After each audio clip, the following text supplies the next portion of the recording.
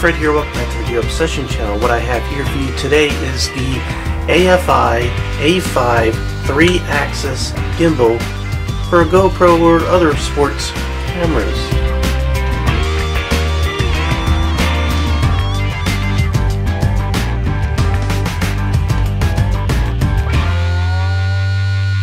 I know there are a lot of folks in the quadcopter community or drone community that is used to seeing these type of devices that stabilize your camera, and you can see how I'm holding this, but it like stays exactly steady. Ain't that cool? I don't know how it does this magic, but it's pretty damn impressive. And this one is built for GoPro cameras. I know it could handle GoPro 3, 4, 5, although some people say it doesn't do 5. Other people that I've read reviews on says it does 5. Now what makes this particular one special is, number one, its low price, right? How GearBest has it for $153. And number two, it doesn't require any software, because they have a lot of these out there that are a little cheaper, but they're meant to work with cell phones. You got to use the software, or you got to download an app from the store to sort of work with it. And unfortunately, almost all of those devices, the software gets like 2 stars or below, you know, not too good. So you have a great piece of hardware that's hindered by the application, the app that drives it. This, however, is all driven with everything internally. You know, there's no external anything that needs to be installed. It just does everything on its own, which is why this is special to me. Here's the box that it came in. I'm just going to go ahead and show you that really quick. All the sides and the bottom. Inside the box, you do get this unit, and it has 2 batteries inside, and I'll show you that in a moment. And it didn't come exactly like this, because I've been using it for quite some time. You have instructions.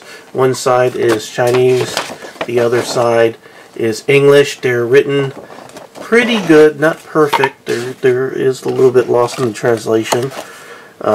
You have a card here, which appears to be a guarantee. Let's take a look at that. There you go. Keep things dry with some silica. Certificate of authenticity from AFI. It's a company that makes a lot of different devices like this, by the way. You have a USB cord, looks like a mini USB connector, and that's to charge the batteries, and here is the charger. You don't get any kind of power brick here. Oh, there's also a counterweight. I'll show you how that works. So what you're going to do is, and I'll take the batteries out of the unit in a moment, is you go ahead and take this guy right here, and then you plug this into any power brick, and it will charge the batteries. And here you don't have any other external charger, and I think that's all we have in here. There also was this little thin piece of plastic. I'll show you what that was for. It came inside here to prevent the batteries from making contact and turning it on while it was in the box during shipment. Mine came with the batteries already installed. I'm not sure how yours will come. Threads are pretty smooth, pretty good. There's your spring, and it comes with 2 batteries. These batteries are 18350 batteries, rechargeable. They are 900 milliamp hours and 3.7 volts, and they are the button tops. So all you do is you pop them in. Positive side goes in first, positive side goes at first. That's after you charge it. You're probably going to have to charge it when you receive it. And then you go ahead and pop this in here, screw it in. Battery should last, or should give you about 2.5 to 3 hours of operation time. Next, what we'll do is go ahead and put the camera in here. What you do is you loosen up these screws, which will help clamp the camera in. See what's going on there? And we'll go ahead and slide this in here, just like that. Tighten things up. Don't tighten it up too tight. It doesn't need to be breaking your camera or anything. But any GoPro, I tried this with several different of my SJ cams. It worked great with all of them, and that's all it is to put that in there. Now, some cameras weigh more than others, so if you have one where the weight is really pulling down on one side, you can see how this is pretty close to being balanced. Let me show you this way. See? Pretty close. It's not like trying to go one way, but if you had a really heavy one that's like really pulling over to one side, they have a counterweight. You could add some extra weight on this side and just screw that on, and it would help balance things out just a bit. But I think I don't think I need that. I went ahead and took it off because it was making it out of balance. One thing to note: don't power it on without the camera. If you do that, you're not going to break it, but it's going to vibrate a lot because it needs this weight in here to work properly. So don't, as soon as you get this, put the batteries in, turn it on, and then it's going to do some weird stuff and freak you out. So put the camera in first, just like the instructions said. Alright, so this unit is very simple to use. You have a power button right here, and you have your mode button here. So to turn it on, you just hit this button just like that, and you'll see it sort of come to life. And right now it's just pointing right at me. And because this is blinking once, just like that, you're in mode 1, and that's pitch lock. Let me show you what pitch lock is. I'm going to go ahead and turn this around so it's facing you. So pitch lock is it prevents the camera from pivoting like this. And you'll see what I mean. Like, I'm going to go ahead and put this down like that. I'm going to bring it back up like this. And you could see it's holding steady. It's holding facing forward. However, I could still turn it. And you can see it sort of turns slow. It sort of smooths things out. This way you have nice smooth motion instead of jerky motion. So that's mode 1. That is pitch lock. Now I'm going to go ahead and hit the button again, and then it's going to blink 2, just like that. 2. Alright, so what this does is it locks both pitch and roll. So when I do this, okay, it's still locked. It's still locked. Watch when I try to turn it. You can see that it just wants to keep on facing exactly the same way. It is locked, pitch, and roll. Alright, I'm going to hit the button again where it's going to flash 3 times at a time, and this is called follow me mode, but what it does is it just smooths all your action. So I could actually pitch it, and you can see how it's going over nice and steady. Smooths things out a bit. Kind of neat. I could also turn. We'll go ahead and turn. So you can see this is a 3-axis unit, just like on the drones. So it makes everything look nice and smooth. You don't have to have steady hands or be mindful of trying to get that nice smooth thing. This does it all for you, so you can concentrate on what you're doing, whatever sporting thing you're doing. And this feels like it could take a lot. I mean, it's made out of metal, pretty solid. Feels like almost like a good solid flashlight.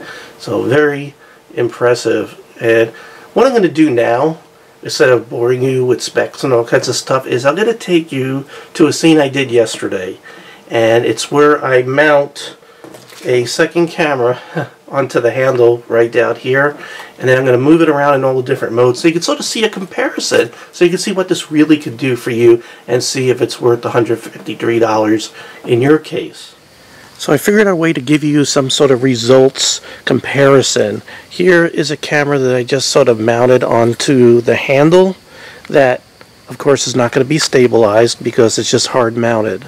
And then, of course, we have our 3-axis gimbal right here, which is going to be stabilized. And I'm going to take it through all 3 modes, and I'm going to move it around so you can see the difference between what this unit is doing compared to if you didn't have it and you were just holding the camera. Okay, I have everything recording. And we'll go ahead and start this up. Here we go. Okay, so the first mode is mode 1, so it's just blinking once. And we'll go ahead and move it around. Here we go.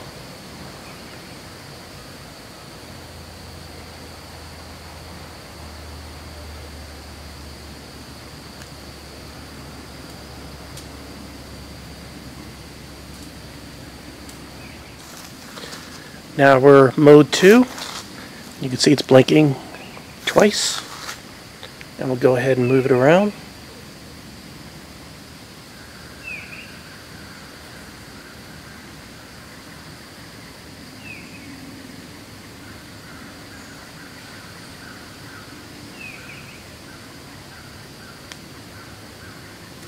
Next we'll go ahead and do mode 3. Okay, it's blinking every 3 times, or 3 times every time.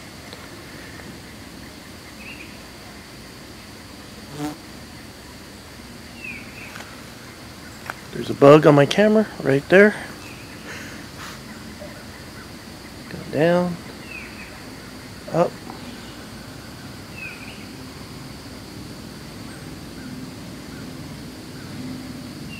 Do a little circle.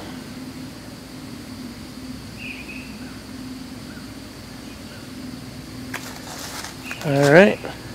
And then I think it's supposed to be able to do inverted, so I'm just going to go ahead and invert. Alright. There we go. All you do is just turn the handle around and it does invert it automatically. That's sort of its secret mode 4. So what do you think? It is very impressive. It is quite an amazing piece of technology.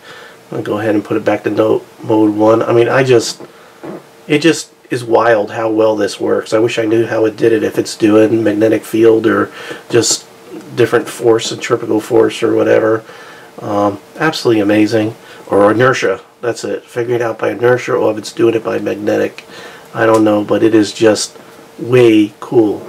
So, again, it'll handle the GoPro Hero 3, 4, 5, and then all these other SJ cams and all those WeMiss and all those other GoPro Lite cameras. Shouldn't have a problem mounting it in here. Someone may have asked, hey, can I stick a phone on here? Well, they make the one specifically for a phone. I'm sure if you're have a little bit of ingenuity, you could probably mount a phone somehow on here, improvise if you wanted to, but I didn't try that because that's out of the scope of this review. But just keep in mind that in the notes below I have written that the max payload of this guy is 4.2 ounces, so you don't want to exceed that weight or it probably won't work properly. Other than that, this thing is absolutely amazing. And again, look at that video where I run through all this, demo it between the gimbal and the non-gimbal closely, because I know I had 3 views going on at the same time. You might have to go through it once or twice just to watch all the views, and especially the gimbal, on how smooth it really makes everything. It really is amazing. It's the difference of an amateur looking video and a professional looking video. It really is quite amazing, and it's very compact. It doesn't take up a lot of room. I know that there are some more mechanical type stabilizers, but they require that you have like a long thing on the bottom with a weight, and that helps, you know, keep things steady. But you're carrying around a big thing with a weight on it. Or I know I have something with a big handle that comes around to the top. This is pretty damn cool, and it does a lot more. And again, battery life, expect runtime of about 2.5 to 3 hours, and I think that is really it without making this a long, drawn out video. So if you're interested at any time, GearBest has this for an amazing low price of $150. I went ahead and put a link in the description box below. Support my channel. I really appreciate it. Thumbs up, like, subscribe. Click the link. You don't have to buy it. I'm not forcing it down your throat. I encourage you always to look at other sites. If you're looking for this specific one, you know, make sure it ain't cheaper anywhere else. But I know right now Amazon is selling it for like $30 more, so just get it at GearBest. And they do have free shipping unless you pay for the faster shipping. And I don't, you know, I don't blame you. It is coming from China, so it's going to take a little while with standard shipping. So always honest with you all the time. Alright, I think we got everything covered. So, thank you very much for joining me here at the Gear Obsession channel. I really do appreciate every friend, viewer, subscriber, and especially you. And I hope you have a great day or evening. Take care. Bye.